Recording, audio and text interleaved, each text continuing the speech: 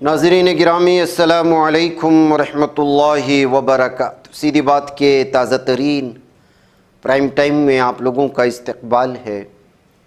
ناظرین گرامی، میں انصار عزیز ندوی اس وقت آپ لوگوں کے سامنے کچھ اہم ترین خبریں، کچھ وائرل ویڈیوز اور کچھ تنقیدی تجزیے لے کر کے حاضر ہوا ہوں۔ تفصیلات میں جاؤں اس سے پہلے آپ لوگوں سے جو درخواست ہوتی ہے اس پر توجہ کرنے کی اپیل کروں گا۔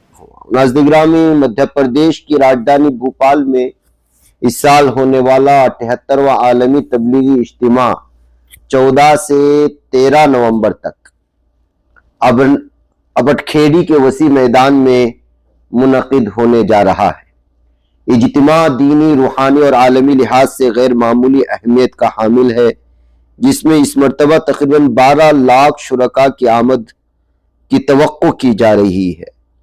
اجتماع کمیٹی کے مطابق گزشتہ سال کے مقابلے میں تیاریوں میں 20% اضافہ کیا گیا ہے تاکہ بڑھتی ہوئی تعداد کو بہتر سہولت فراہم کی جا سکے۔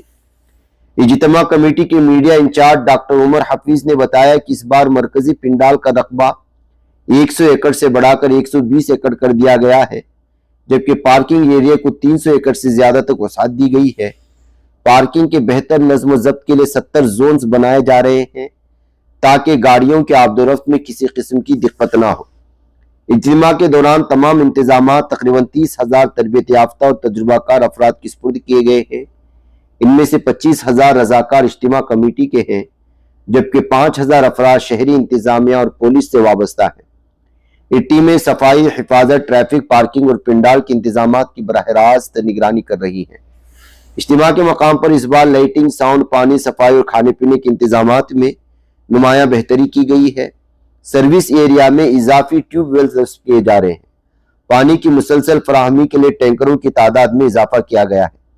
اسی طرح فوڈ زون کو بھی وسعت دی گئی ہے تاکہ شرکاء کو کھانے کے لیے طویل قطاروں میں نہ کھڑا ہونا پڑے۔ انتظامیہ اور اجتماع کمیٹی کی مشترکہ ٹیم پورے پروگرام کے دوران fire safety, medical unit, traffic control اور ہنگامی خدمات کی نگرانی کرے گی۔ حفاظتی تقاضوں کے پیش نظر مرکزی پنڈال کی گنجائش 1.80 لاکھ سے کم کر کے 1.40 لاکھ کر دی گئی ہے، جبکہ داخلی و خارجی راستوں کو دوبارہ ڈیزائن کیا گیا ہے تاکہ ہجوم میں رکاوٹ یا دباؤ پیدا نہ ہو۔